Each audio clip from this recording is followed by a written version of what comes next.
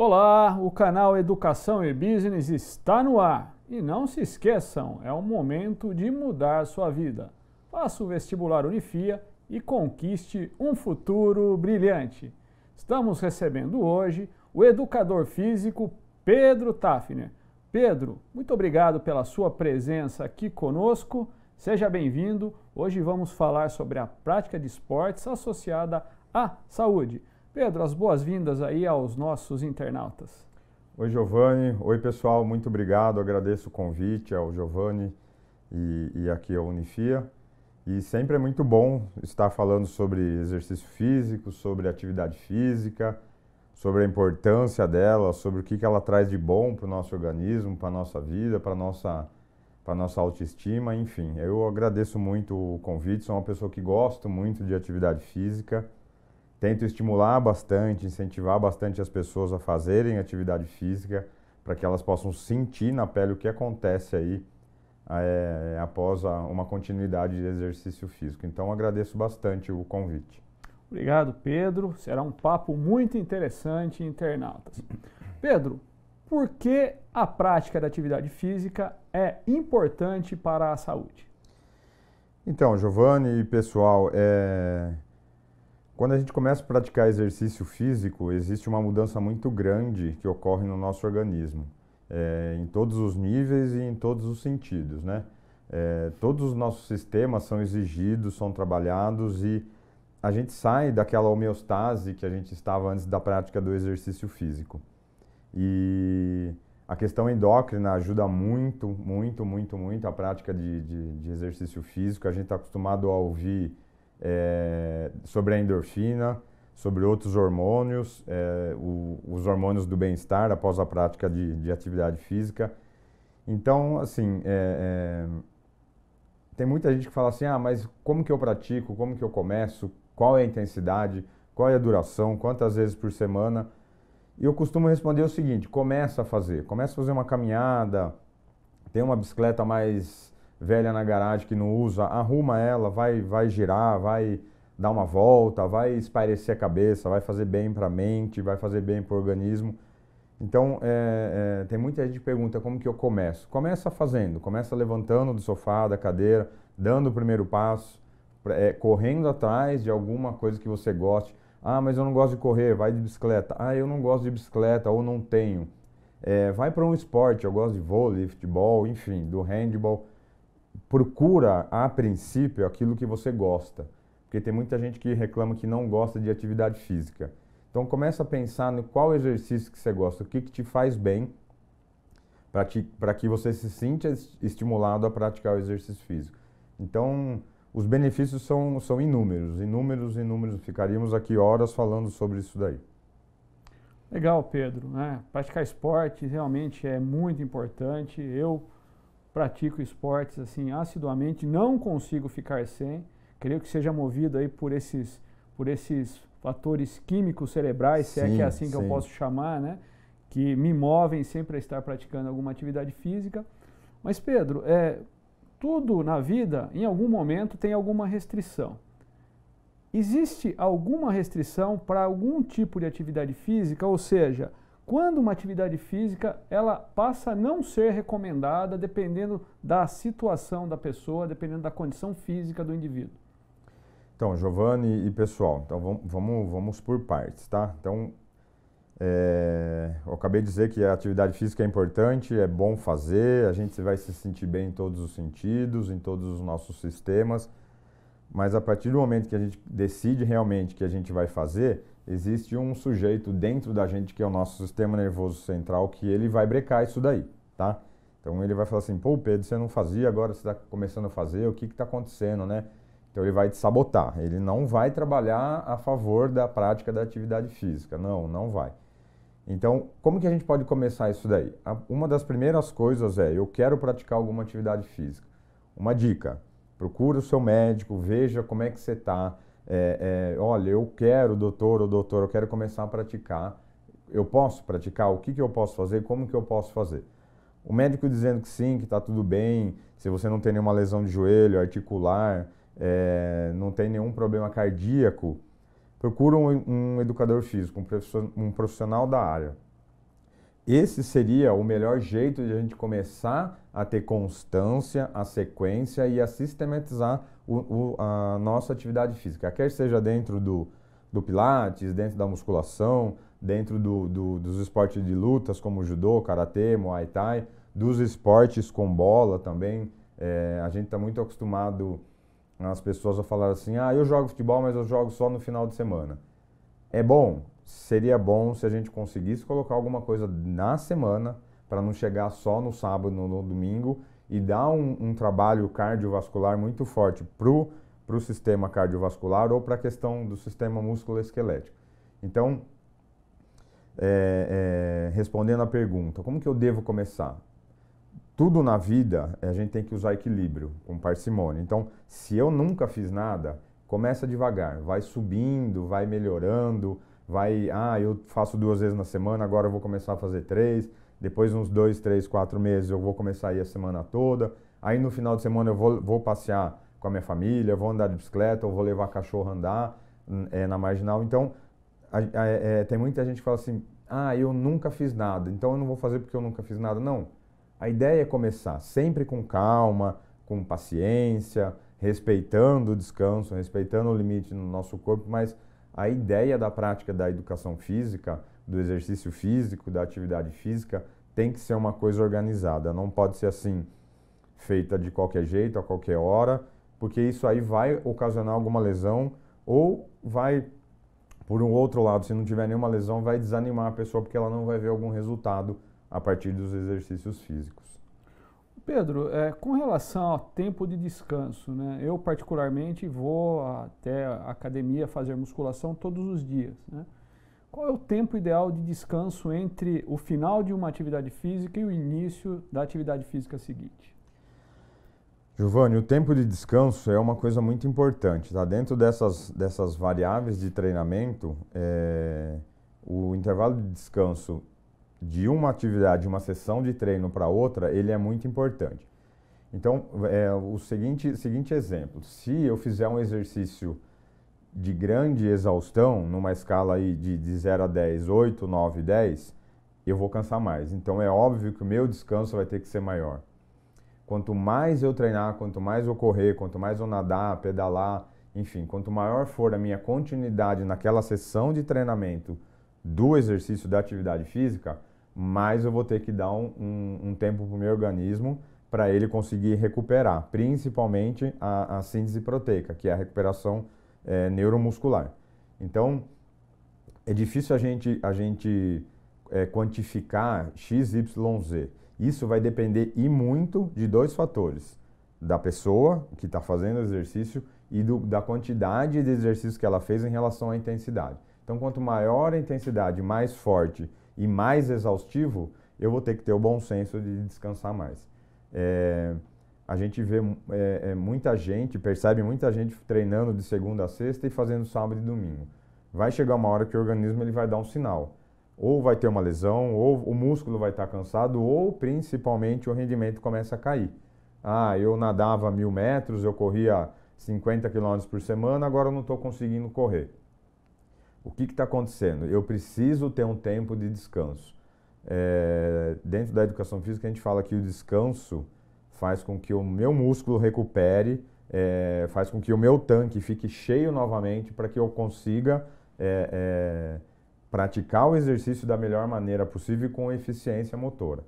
Então, quando a gente pensa no glicogênio muscular, que é a gasolina que está dentro da célula muscular, quando eu pratico o exercício eu quase zero. Há uma depleção desse glicogênio muscular muito grande. Então eu tenho que dar um tempo maior, tenho que comer, descansar, hidratar, deitar mesmo, dormir, fazer uma boa noite de sono, de repouso, para que no outro dia essa célula muscular esteja já cheia de glicogênio muscular para no próximo exercício eu conseguir realizar de uma forma melhor e mais adequada. Por isso que é importante a orientação. Então você, internauta que está nos assistindo, que já pratica atividade física ou que quer começar a praticar atividade física, é sempre importante buscar a ajuda, o auxílio e principalmente a orientação de um profissional aí da área de educação física para que você possa, ao praticar atividade física, estar em segurança.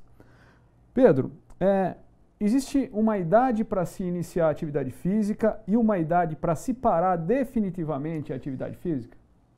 Não, Giovanni, não existe uma idade para a gente começar e uma idade para a gente parar. Na verdade, nós, seres humanos, a gente foi fabricado e a gente nasceu para o movimento. Então, exercício físico, atividade física é movimento. O nosso corpo foi projetado para se movimentar. Então, quando a gente olha uma criança que ela quer sair do colo, ela quer ir para o chão, ela quer se mexer, ela quer se movimentar. Aquilo ali já é uma atividade física, já é um exercício físico que a criança pratica. Por que a gente faz menos quando a gente é menor? Porque a gente não está preocupado ainda com essa questão de saúde ou de estética. E por que quando a gente está mais velho, a gente pratica menos atividade física? Eu não concordo, mas eu acho que a gente tinha que continuar praticando até a gente conseguir fazer. É que quando a gente fica mais velho, todos os nossos sistemas, inclusive o esquelético e o neuromuscular, eles estão mais debilitados, a gente cansa mais, a gente não consegue ter um raciocínio para a gente movimentar como a gente fazia com 30, 40, 50 anos. Então, geralmente, quanto mais velho a gente fica, a quantidade de exercício físico praticado, se a gente pensar em quantidade líquida, é menor do que a gente faz em relação ao que a gente fazia com 10, 15, 20, 30 anos, tá? Mas sempre, sempre, sempre a gente pode começar a fazer o mais rápido possível, o mais cedo possível, e a gente pode tentar prolongar a nossa vida colocando exercício e atividade física, aquelas que a gente gosta, aquelas que a gente não gosta e faz porque precisa, mas quanto mais velho a gente fica, a gente tem que continuar fazendo atividade física. Você está falando um pouco sobre a idade, eu estou falando em relação às pessoas mais velhas, né? Quanto mais velho a gente fica, mais musculação, exercício resistido com peso a gente tem que fazer, porque o nosso organismo exige isso daí e o benefício da musculação para a terceira idade é indiscutível. Até seguindo essa linha, Pedro, né, das pessoas com um pouco mais de idade, né, muitas dessas pessoas precisam de processos de fisioterapia e reabilitação, em alguns casos, né? Então, relativo a processo de fisioterapia e reabilitação, quando e como devem ser feitos esses processos? Tá, quando e como? Quando? A gente pensa sempre na fisioterapia e na musculação quando precisa, tá? Então, normalmente, a sequência a pessoa teve alguma lesão, tá com dor, agora na pandemia a gente vê muita gente em home office trabalhando e fazendo uma postura errada. Eu tô com dor, Pedro, o que eu tenho que fazer? O que a gente indica lá no estúdio? Procura um médico, vai ver exatamente o que está acontecendo isso para não ficar no achismo, vai ver o que está acontecendo. O médico falou, precisa fazer uma sessão 2, 5, 10 de físio. Fazendo a físio vai ter que fazer, geralmente são duas coisas básicas, fortalecer, alongar e fortalecer. Fortalecer e alongar sempre. Então, e o como, Giovanni? E pessoal, a ideia do como faça sempre com um fisioterapeuta, passa no médico, o médico mandou para o fisioterapeuta, faça com o fisioterapeuta. Não tenha muito essa ideia de querer resolver sozinho ou fazer em casa. Acabou de fazer com o físio vai recomendar um estúdio ou uma academia, vai e fala, olha, professor, professora, profissional da área, eu preciso fazer isso por recomendação médica, eu já passei no físio e agora o físio mandou a gente fazer. Então, essa ideia de recuperação de lesão ou de não lesão, mas simplesmente dor, a gente tem que pensar dentro do profissional capacitado e habilitado para isso daí.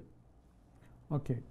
Pedro, a gente vê aí muitos movimentos, né, grupos de pessoas que saem de bicicleta ou que fazem longas caminhadas a pé, longas peregrinações a pé, né? Que tipo de preparação antecipada essas pessoas têm que fazer com relação a esse tipo de atividade? Então, por exemplo, um grupo de pessoas vai sair de bicicleta ou a pé e vai se dirigir até uma distância razoável, por exemplo, Aparecida do Norte, é muito comum as pessoas se dirigirem lá até o santuário. Que tipo de cuidado essas pessoas têm que ter, Pedro? Giovanni, agora na pandemia a gente viu um aumento muito grande de ciclista, né? Muitas pessoas se sentiram preso dentro de casa, por um outro lado tinha um pouco mais de horário, porque tinha flexibilidade de home office e pensou que, não, eu não vou para um ambiente fechado, eu vou na natureza ao ar livre. O que eu posso fazer? Minha amiga, ou meu amigo, ou meu primo, vizinho estão pedalando Então muita gente comprou e teve acesso à bicicleta e começou a pedalar. É bom fazer exercício, mas retornando lá no comecinho da nossa conversa, é bom, é ótimo, sem dúvida nenhuma. Mas tem que fazer com uma certa orientação, com um mínimo de orientação. A bicicleta não é simplesmente pegar, sentar e sair pedalando. Caminhar longas distâncias ou começar a correr não é simplesmente ir na marginal, colocar o tênis e correr 1, 2, 5, 10 quilômetros. Tudo isso a gente tem que fazer uma adaptação neurológica, uma adaptação neuromuscular no nosso organismo para que ele consiga suportar essa exigência que não era feito antes de a gente começar a praticar. Então, por exemplo, eu quero ir para Aparecida do Norte de bicicleta, são 250 quilômetros. Tudo bem, dividido em 1, 2, 3 dias, dá para fazer essa divisão aí? Dá, mas como que eu vou fazer? Vai começar a pedalar. A partir do momento que você tem uma bicicleta, começa a pedalar. Dá para fazer uma academia aliado ao pedal de final de semana? Seria ótimo isso, ótimo. Porque daí eu alongo, eu faço um fortalecimento, no final de semana eu pedalo. Pedro, eu quero começar a correr durante a semana, o que eu faço? Vamos começar a andar. Não é simplesmente sair correndo. Existe um grau muito grande de lesão, tanto na bicicleta quanto na corrida de rua, no pedestrianismo, por conta de as articulações e o grupamento muscular não estar preparado para uma exigência que não tinha antes. Então, tudo que a gente vai começar a fazer, a gente tem um pouco de calma. Às vezes eu até brinco, a pessoa, tem 30 anos, eu nunca fiz nada, agora eu quero começar a correr. Não, calma, você faz 30 anos que você não corre, por que precisa correr agora tudo de uma vez? Então, é sempre o princípio da adaptação. Deixa o seu organismo acostumar e entender que você quer fazer isso daí. E se prevenir de lesão, não sair simplesmente correndo ou pedalando longas distâncias do dia para a noite para prevenir lesão. Quanto mais eu prevenir, mais eu vou continuar fazendo isso por mais tempo lá na frente. A questão alimentar. O alimento é o combustível para o nosso corpo, né? Para que a gente possa realizar as nossas atividades do dia a dia com energia. Com relação ao exercício físico e alimentação, né? Como equilibrar isso, Pedro? Nesse ponto, qual é a importância de um nutricionista, de um acompanhamento de um nutricionista nesse caso? Bom, Giovanni, quando a gente começa a praticar atividade física, a gente tem um aumento do nosso gasto calórico. Se eu aumentei o gasto calórico, o nosso organismo ele vai precisar de mais energia, mais combustível. Aí entra, e eu não sou nutricionista, então eu sempre tenho uma parceria com uma nutricionista, eu faço uma indicação, olha, você está num nível que você gostou de treinar, o que você acha agora de aprender a comer certo de uma forma equilibrada, com qualidade, pensando na dieta para aquele tipo de esporte, para os dias que você vai treinar, para o mês todo que você está treinando, enfim. Procura uma nutricionista que ela vai te indicar o que você deve comer, o que você vai fazer antes do exercício físico, o que você vai fazer depois do exercício físico. Mas eu nunca mais vou poder comer pizza, eu nunca mais vou poder comer arroz, feijão, massa. Não é bem por aí. Ela simplesmente vai pegar aquilo que você já come e vai tentar equilibrar dentro daquela necessidade a partir da quantidade de exercício físico que você está fazendo. Então, geralmente eu gosto de trabalhar casado com a nutricionista, porque eu vou falar para ela, o meu treino vai ser assim, assim, assado, porque o objetivo do aluno é aquele lá. E ela vai pegar o treino e vai montar uma dieta a partir da intensidade do exercício físico, a partir da quantidade de dias na semana que eu vou treinar, e se a pessoa tem a possibilidade de treinar duas vezes no mesmo dia, em 2 períodos, aí a nutricionista pega tudo aquelas informações que a gente passa para ela e monta a dieta a partir daquilo ali. E a partir do objetivo que o aluno quer. Se ele quer perder massa gorda, diminuir o peso na balança, ou ao contrário também, se é uma pessoa mais magra e quer ficar mais forte, quer ganhar peso na balança, enfim. A ideia é sempre essa, não faça as coisas sozinhas, nem atividade física sozinha e nem uma dieta que, não, porque eu vi no Instagram, eu vi no Facebook que a Mariazinha faz uma dieta, eu vou pegar e vou fazer para mim. Não. Fazer dieta e montar dieta é muito complexo.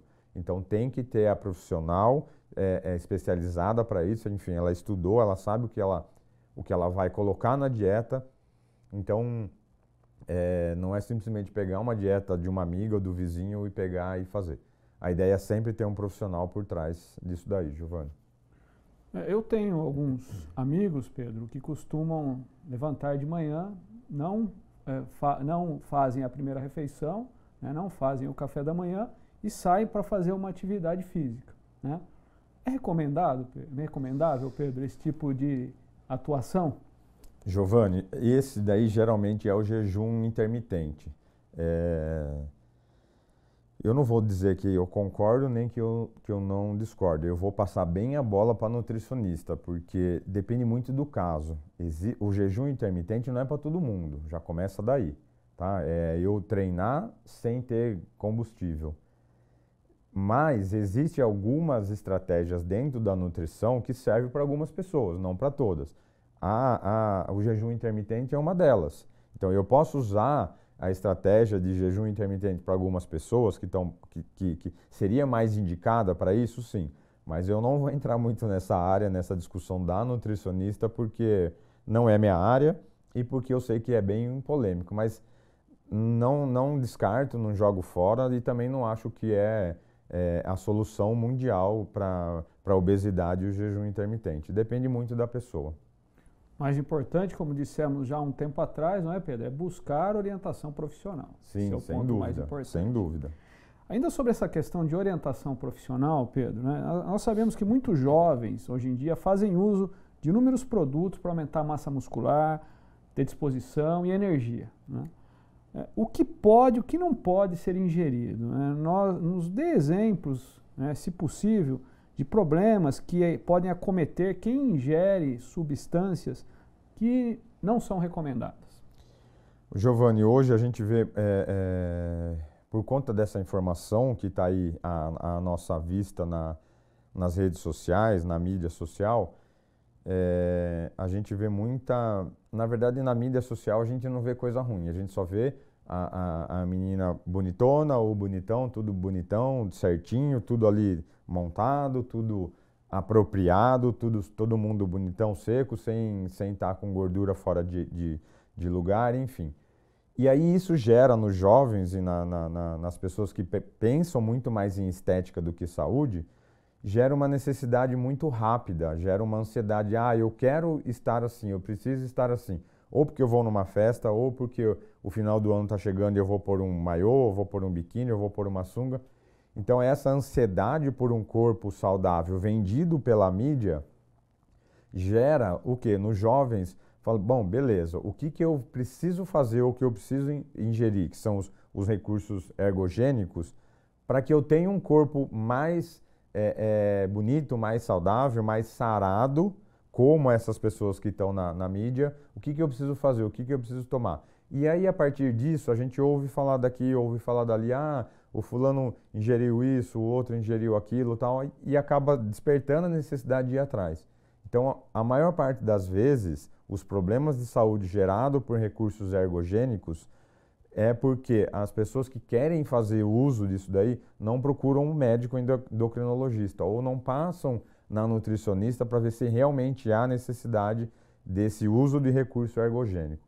É um outro tema muito polêmico, é um outro tema que a gente poderia ficar aqui um tempão conversando e divagando em cima disso daí, mas o que eu vejo, não digo que é errado ou não fazer uso de recursos ergogênicos, porque o exagero sim faz mal, mas de repente se você pensar em eu preciso ir no endócrino e eu preciso fazer uma reposição hormonal. Tudo bem, se ele fizer naquela quantidade que o seu organismo deixou de produzir e vai só complementar, não tem problema algum. Não, mas o Pedro tomou um testosterona. Tudo bem, eu fiz a partir do médico e eu fiz a partir do quê? De um receituário que ele me deu dentro da quantidade que meu organismo, por exemplo, não está produzindo mais. Tudo que é feito em excesso, e os recursos ergogênicos não são exceção, pode gerar alguns problemas por exemplo, câncer ou algum problema de fígado, enfim, de pâncreas. Tudo que é feito em excesso, inclusive os recursos ergogênicos, pode gerar algum problema de saúde. Então, como sempre, procura um médico endocrinologista, faça os exames necessários, veja o que realmente está faltando antes da gente sair tomando algum recurso ergogênico para ganhar muito mais massa magra do que o nosso organismo precisa. Ok. Pedro, qual a real relação entre as doenças e o sedentarismo? Giovanni, bom, o nosso corpo é feito para se movimentar, como eu disse há pouco. Então, quando a gente fica muito tempo parado, existe um acúmulo muito grande de colesterol, de gorduras que são indesejáveis. E aí o nosso organismo ele não se dá muito bem com essas substâncias que estão, vamos dizer assim, sendo acumuladas que a gente não vai usar. Então, por exemplo, existe a síndrome metabólica, que é um complexo aí de 4 a 5 doenças que são geradas pelo acúmulo de gordura nessa região do abdômen. Por exemplo, a esteatose hepática, que é o acúmulo de gordura no fígado, o câncer, o colesterol, a pressão alta, enfim. A síndrome metabólica é gerada por quê? Por falta de movimento. Se a gente não se movimenta e só come, o que acontece? A gente vai acumulando gordura e geralmente acumula gordura nessa região onde a gente tem alguns órgãos vitais. E aí, todos os nossos indicadores de saúde vão estar desregulados. Se isso acontece, geralmente o nosso sistema endócrino também vai estar desregulado. E aí nós somos uma máquina que é para andar sempre regulada. Se tiver algum excesso, alguma falta de alguma substância da parte endócrina, ou se eu como demais ou se eu como de menos, o nosso organismo vai reclamar. A atividade física vem para quê? Para tentar amenizar essa falta de exercício físico e esse possível malefício decorrente de uma má alimentação ou de falta de exercício físico. Então, como que eu diria? Exercício físico de novo, e a gente meio que pisa e repisa nesse assunto, faz bem à saúde? E são inúmeras as vantagens que a gente tem decorrente do exercício físico.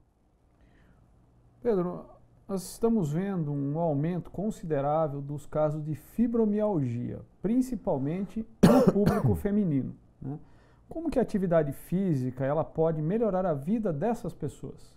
Giovanni, pessoal, olha a parte endócrina entrando aí de novo na história. Bom, a fibromialgia é uma síndrome que ela causa muita dor nas articulações, nos tecidos moles e nos grupamentos musculares, né? E o que o exercício físico tem a ver com a fibromialgia? Quando a gente pratica exercício físico, todo o nosso sistema endócrino ele está sendo estimulado a produção de, por exemplo, endorfina.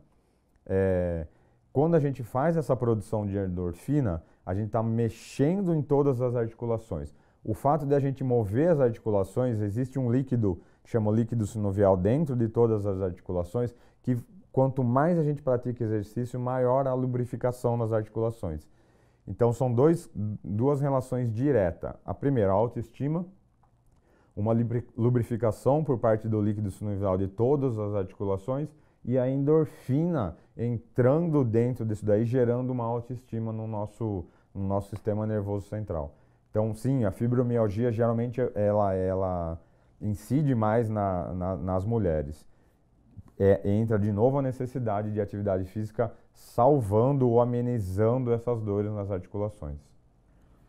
Muito boa essa informação, muitas pessoas, muitas mulheres, inclusive muitas mulheres que eu conheço, né, inclusive mulheres jovens sofrendo desse mal, então uma orientação bastante importante aí do Pedro para vocês que estão nos assistindo.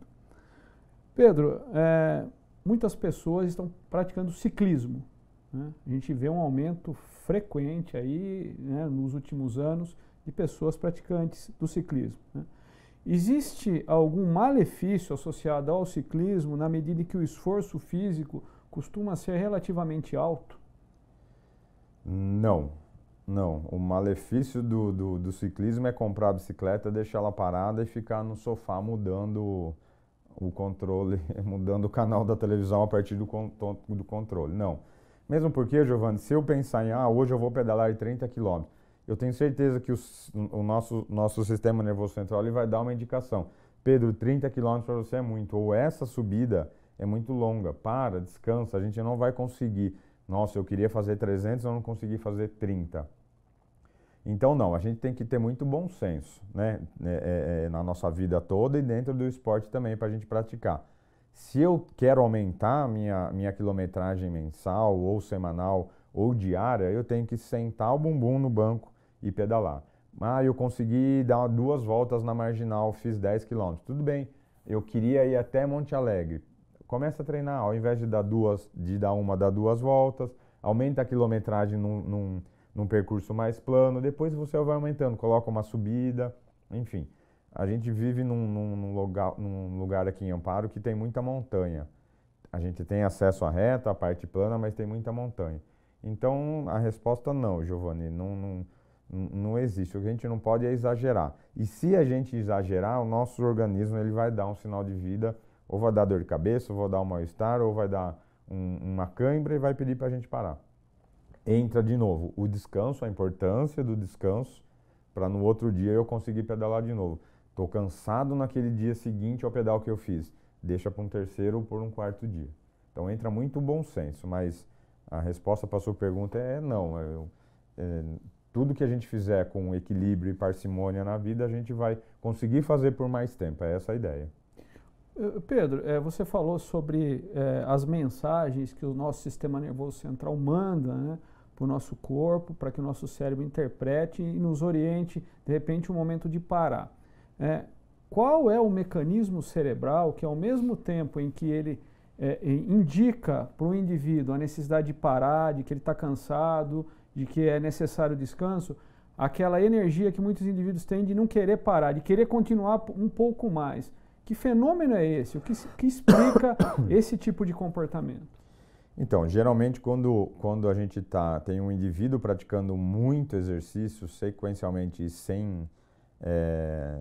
sem parar ou sem querer parar, a gente chama de overtraining, tá? É um excesso de treino e a pessoa não consegue entender que ela vai parar. Então, a partir do momento que ela não consegue entender, o sistema nervoso central age de tal forma que ela vai dar ou uma lesão articular, ou uma lesão muscular, ou durante o exercício. Eu preciso fazer 100 quilômetros, quando chegou no quilômetro 70 eu comecei a ter cãibra. Uma sinalização. Eu estou correndo 10 quilômetros, eu quero aumentar a minha intensidade, mas continuar correndo 10 quilômetros. Se você aumentar muito a intensidade, o que vai acontecer com o sistema cardíaco? Ele vai aumentar o batimento dele. Se você continuar aumentando a intensidade, ou você vai ter uma dor de cabeça, ou você não vai conseguir respirar, ou uma outra sinalização seria um mal-estar, uma ânsia de vômito mesmo. Então, é importante a gente essa pergunta é boa, e é importante a gente ficar atento a esses sinais. E final de semana eu estou muito cansado, eu não consegui sair da cama, estou com preguiça, eu olhei para a bicicleta e falei, nossa, acho que hoje eu não vou porque a perna está doendo, enfim. Não vai, respeita, deixa para tarde, deixa para outro dia, enfim. É essa a ideia, essa sinalização que o sistema nervoso central manda para a gente, e a gente tem que ter um pouco de bom senso e feeling para entender que agora não é hora de fazer isso daí. Deixa para amanhã, descansa um pouco mais, curte a família e de repente, quando você voltar a fazer de novo, você consegue até maiores quilometragens ou diminuir o tempo na corrida dos 10 quilômetros por conta do descanso. Vale a pena, então, respeitar os limites do corpo. Quando não se respeita o limite do corpo, Pedro, podem haver inúmeros problemas, né, de ordem física, né? Sobre a questão de problema cardíaco, quando é hora de parar a atividade física e pedir ajuda? Bom, se você estiver pensando, se a sua pergunta foi direcionada a esse problema cardíaco durante o exercício, se tiver um problema cardíaco durante o exercício, senta, respira e tenta entender o que está acontecendo com aquilo ali, enfim, pede ajuda. Porque o que acontece? Se eu continuar insistindo no exercício, o nosso sistema nervoso central ele é muito inteligente. O que ele vai fazer? Ele vai simplesmente tirar a gente da tomada e a gente vai desmaiar. Então, o desmaio durante a atividade física é um indicador de que alguma coisa não estava indo bem. Então, para o próprio sistema nervoso central se resguardar, ele desliga, ele faz com que a gente pare de se movimentar. Então, por exemplo, a pessoa estava correndo lá, começou a se sentir mal, sentou, desmaiou. o sistema nervoso central vai tentar reequilibrar todos os outros sistemas e depois ele coloca de novo na tomada para a pessoa falar, nossa, o que que aconteceu, né? Não entendi, eu desmaiei. Pronto, o batimento cardíaco que ele desmaiou, baixou, os sistemas todos ficaram quietos, parados, deu uma estabilizada, entrou mais em homeostase. E isso mostra que às vezes a pessoa insiste um pouco mais no exercício e não quis parar. Às vezes ou é por conta de competição ou por conta de meta que a pessoa tinha que fazer em semana, ou diária ou semanal, e ela acaba exagerando, que é o overtraining. Então a gente também tem que ter muita paciência, muito feeling para perceber isso, para não extrapolar. Ok. Pedro, dores na coluna, muito comuns hoje, inclusive em várias idades diferentes, né? Não sei se você concorda comigo nesse caso. Quais atividades não são recomendadas para quem tem dores crônicas na coluna? Bom, Giovanni, eu concordo sim. Hoje a gente vive esse tempo aí de pandemia e muita gente trabalhando mais tempo sentado em casa ou ficando mais tempo em casa no sofá, na televisão, com uma postura errada. E aí, em 6 a 8 meses aí que a gente tem de pandemia, a gente já começou a perceber isso na prática, que o aumento de pessoas que vêm me procurar lá no estúdio, Pedro, estou com um problema cervical, ou torácico, ou lombar, por conta de dor. E aí você começa a conversar um pouquinho com a pessoa, você já percebe que a postura é errada. Essa postura errada vai gerando um achatamento das vértebras, e isso daí gera uma certa dor contínua e crônica. O que a gente recomenda? São duas coisas, a princípio, muito simples de ser feito. Alongar e fortalecer. Alongar e fortalecer. Por quê?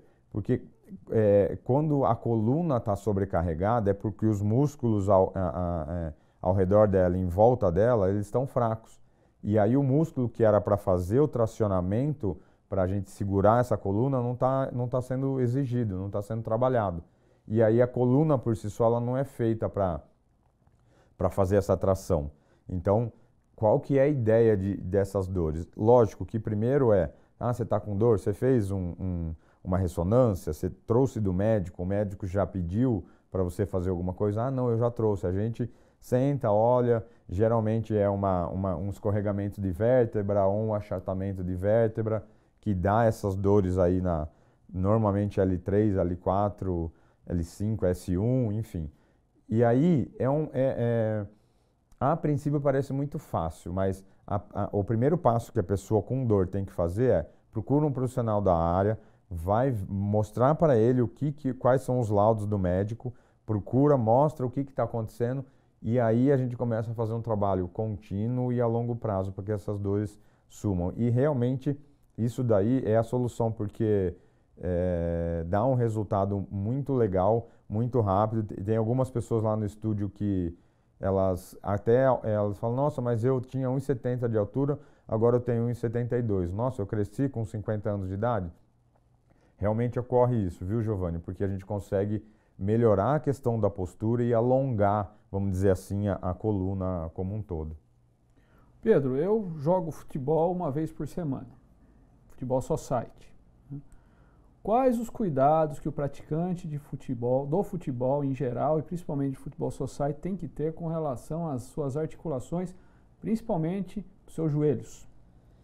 Bom, a gente ouve muita gente falar assim, nossa, lesionei o joelho. Eu falo, é futebol society, né? Então, geralmente o society ele provoca muita lesão no joelho porque ele não é como a grama natural. A grama natural, a hora que a gente pisa, se a gente fizer o movimento de deslocamento lateral, a gente consegue deslocar. O society não, ele segura muito mais. E aí há uma torção de joelho e os ligamentos são sempre os mais sobrecarregados. Então, é sempre a mesma ideia. Eu faço futebol na quarta-feira.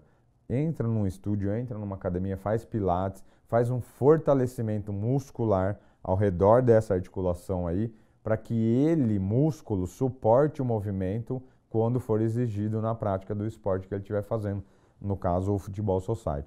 Então é mais ou menos como aquela pergunta que você me fez sobre a questão de dor na coluna como um todo. Fortalecer e alongar. É sempre a mesma ideia. Eu quero fazer alguma coisa além do que eu estava fazendo, então começa a pensar muito mais em prevenção de lesões do que, lesionei, agora eu vou correr atrás. Não. Adianta um pouco a ideia de prevenir para não sofrer com lesão depois. Pedro, infelizmente, né, muitas pessoas estão passando, nesse momento, por tratamento de câncer, né, fazendo quimioterapia ou radioterapia. Esses tratamentos, por si só, geram muita indisposição física nas pessoas, né? É recomendada algum tipo de atividade física para quem está passando por esse tipo de tratamento? Giovanni, em relação a químio e ao câncer, qual seria uma resposta bem assim, bem pensada e com muita calma? Existe uma diferença. Essa pessoa ela já era atleta ou já praticava atividade física antes de ter o câncer? Isso é uma resposta. E aí a gente vai para um lado. Se ela já fazia, eu consigo que ela continue fazendo de forma mais tranquila, sem pensar muito em obrigação, sem pensar muito em intensidade, sem pensar muito em repetição? Eu consigo. Para ela vai se sentir bem fazer isso daí, vai gerar autoestima, ela vai se sentir legal, porque quando a gente faz atividade física, o nosso sistema imune ele dá uma queda naquele dia, naquela hora, enfim. Depois ele se recupera e ele vem mais forte. A químio em si, o tratamento em si, também dá uma derrubada na nossa imunidade. Então, é muito assim, você consegue fazer, eu consigo adaptar alguma coisa, um alongamento, um pilates, uma natação? Sim, beleza. Resposta diferente para quem nunca fez. A pessoa nunca fez atividade física, aí desenvolveu um câncer, está em tratamento de químio, agora ela quer fazer. Sugestão e usando muito bom senso. Você consegue esperar e fazer depois? Sim, eu consigo, porque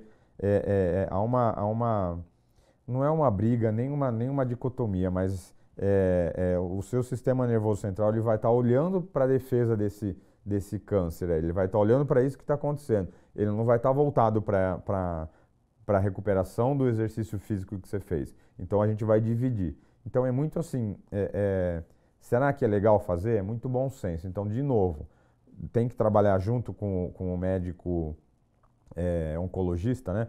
Tem que trabalhar muito junto com o médico em relação a isso daí, sim.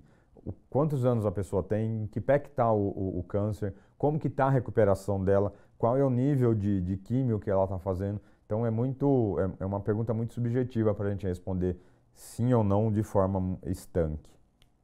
Ok. Pedro, são milhares de diabéticos no mundo todo. É uma doença cada vez mais crescente, né? E que inclusive traz sérios problemas de saúde ao longo da vida do indivíduo portador dessa doença, né? Quais são os benefícios da musculação para os diabéticos? Giovanni, pessoal, é imprescindível a musculação para quem tem diabetes, tá? O exercício físico como um todo, sim, mas a musculação. Por quê? Porque a musculação eu consigo elevar muito mais do que um trabalho cardio, de um trabalho de corrida, de ciclismo em si, os exercícios resistidos, eu consigo trabalhar muito mais na intensidade que eu quero para que eu use o glicogênio muscular que está estocado ali, que está aquela glicose que está sanguínea, que está ali no sangue e tal, e a partir dessa musculação eu vou diminuindo a quantidade de glicose que está na corrente sanguínea. Então eu tiro adipócitos da corrente sanguínea, eu uso esses adipócitos como fonte de energia para aquele exercício de musculação, de exercício resistido. Então, sim, é muito, muito, muito recomendado a atividade física para diabetes, quer seja tipo 1, quer seja tipo 2. Mais um dos motivos para a gente trabalhar a atividade física e o exercício físico, mesmo para quem já tem ou para prevenir a diabetes. Pedro, a atividade CrossFit é uma atividade muito popular hoje no mundo todo, né? Nós vemos algumas correntes criticarem bastante esse tipo de atividade, dizendo que ela gera problemas de ordem física, né? Para um educador físico, ela pode ser considerada uma atividade saudável? Giovanni, sem dúvida nenhuma, há muita discussão e há muita polêmica se o CrossFit é bom, se não é, para quem não é. É, o CrossFit é o quê? É uma atividade física organizada e sistematizada de tal forma que eu consiga colocar peso junto com o peso do meu corpo e consigo colocar uma parte de um trabalho de cardio muito mais intenso. Então, eu costumo falar assim, olha, não dá para dizer que o CrossFit é ruim, não dá para dizer que o CrossFit também é a salvação da nossa vida. Tudo na vida tem que ser feito de uma forma equilibrada e o CrossFit entra nesse esquema aí. A gente ouve muito falar mal do CrossFit porque ele é lesivo, porque é intenso. Depende muito do professor que está passando para aquele aluno, depende muito do entendimento do professor. Do entendimento do professor em relação àquele aluno, o Pedro pode fazer isso, o Giovanni pode fazer aquilo, ou o Pedro não faz isso, mas o Giovanni pode fazer aquilo.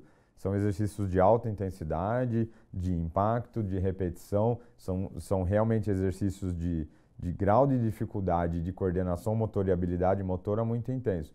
Mas eu não preciso fazer tudo no primeiro dia. Eu vou crescendo devagar, eu vou aumentando o grau de dificuldade daquele aluno e o aluno vai entendendo, hoje eu consigo fazer 30 abdominais e depois fazer a air bike por 2 minutos direto. Eu não conseguia. Então é uma evolução do seu sistema a partir do CrossFit. A única coisa é que tem que ter bom senso, principalmente por parte do educador físico, para quem ele vai colocar, qual a intensidade ele vai colocar, o nível de repetição, de peso para aquele aluno ali. Tem alunos que você pode exigir mais, tem alunos que você deve exigir menos.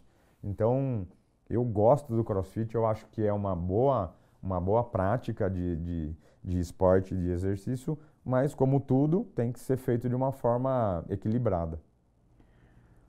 Nós vemos muitos problemas respiratórios, muitas pessoas com problemas respiratórios, principalmente crianças, é muito comum. Que benefícios a natação traz para as pessoas que sofrem de problemas respiratórios? A natação ela traz os benefícios pulmonares muito grandes. A gente consegue aumentar um pouco essa capacidade do VO2 no pulmão. Então, o trabalho respiratório feito na natação é um trabalho muito intenso. É um trabalho que a gente está trabalhando dentro de um meio que é um meio líquido que a gente não está acostumado. Então, além de outros benefícios como a questão de fortalecimento muscular sem gerar muito impacto, articular sem gerar muito impacto, o resultado cardiorrespiratório e pulmonar é muito bom a partir da natação. É sempre recomendado, sim, para quem tem asma, por conta de facilitar essa questão da troca gasosa. É uma estratégia muito boa, sim, viu, Giovanni? Pedro, nós vemos muitos pais preocupados com as crianças e com os adolescentes, né? Já víamos isso antes da pandemia, agora ainda muito mais, né? Muitas crianças e adolescentes parados dentro de casa, com os seus celulares, nos seus computadores, com os seus jogos, né? Como que a atividade física pode ajudar as crianças e os adolescentes no seu desenvolvimento? Giovanni, mais uma pergunta polêmica. Você escolheu a dedo, hein? Essas perguntas aí, mas é bom. Existe uma polêmica pelo seguinte. Há um tempo atrás ainda, 10, 15, 20 anos, a gente ouvia muito falar assim, não, o adolescente com 12, 13, 14, 15 anos, ele não pode entrar na academia, ele só pode entrar a partir dos 16 anos de idade. Isso além de não ser verdade, é muito relativo. Existem adultos que a gente percebe que não tem coordenação motora nenhuma para fazer esportes e existem crianças aí com 10, 12 anos de idade que têm uma coordenação motora muito grande, muito boa, tem um aporte físico bom para poder fazer uma atividade física. De novo, o X da questão não é a criança em si, é o profissional de educação física que está por trás disso daí, colocar e escalonar. O Pedrinho ele pode fazer isso, o Joãozinho ele não pode fazer aquilo. O Pedrinho ele está apto para fazer isso daí, ele pode saltar, ele pode fazer flexão sem peso, ele pode fazer um agachamento, ele pode fazer um afundo. A Mariazinha não consegue fazer, ou o Luizinho ainda não pode fazer.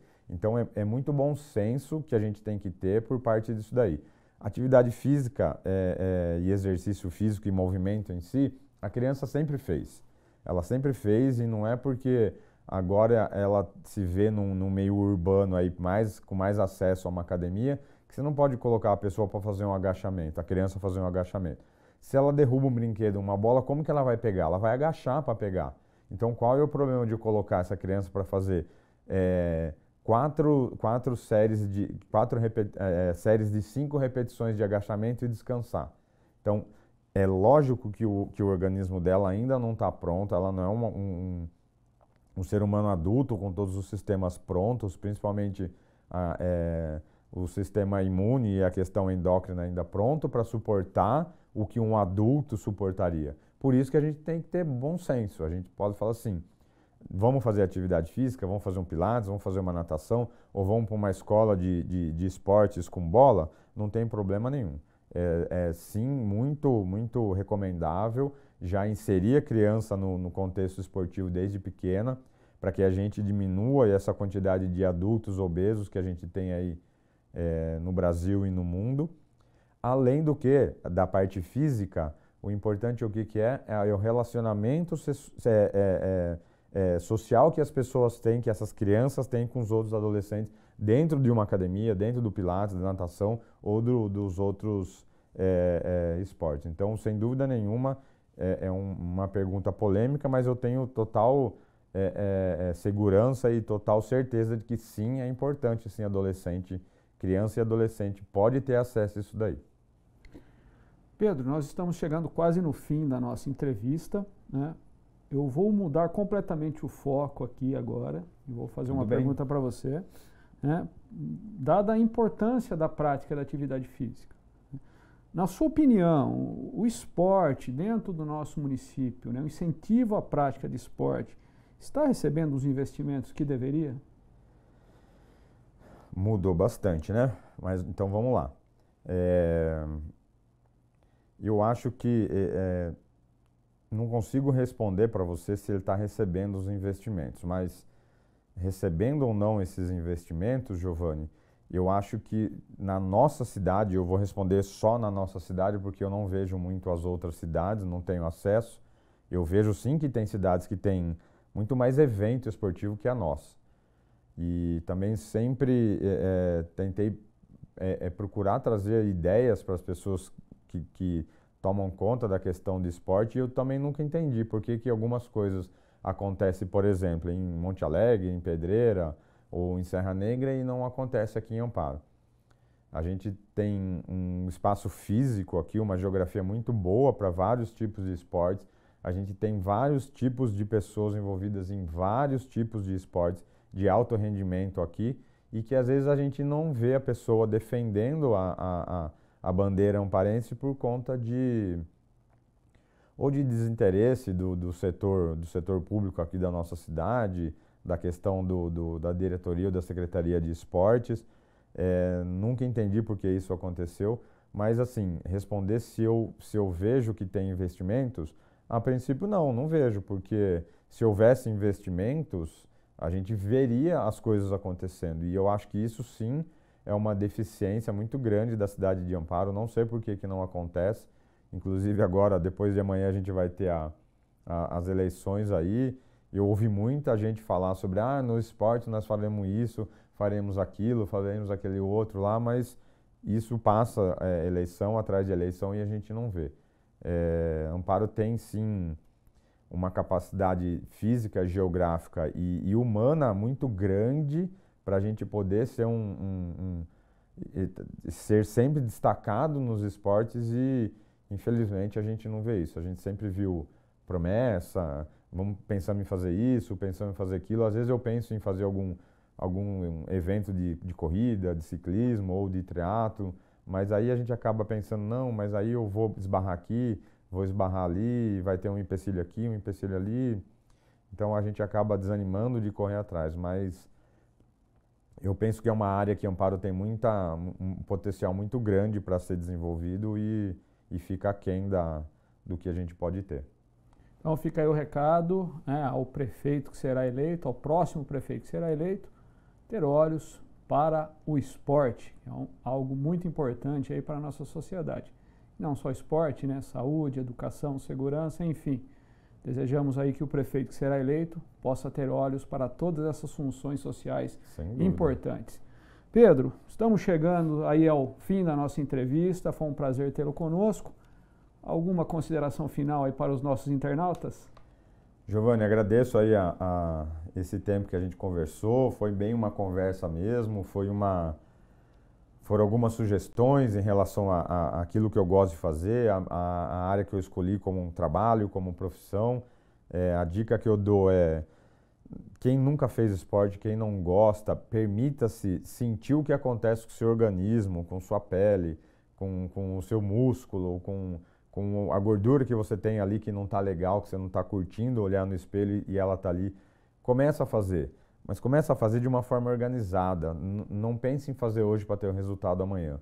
Os resultados a partir da atividade física e do esporte, eles demoram para aparecer, mas são longos e duradouros. E quanto mais a gente fizer, mais a gente vai querer fazer. Eu tenho certeza que eu tenho bastante gente lá no estúdio que fala, nossa, eu odiava fazer atividade física, agora aqui com você, aos poucos eu estou gostando e não consigo parar. Às vezes para 2, 3, 4 dias e manda mensagem no Zap e fala, Pedro, o que eu posso fazer que agora está fechado o estúdio por ser final de semana e vai caminhar tranquilo na marginal que essa sensação de entrar endorfina, né, no nosso organismo, você vai gostar depois.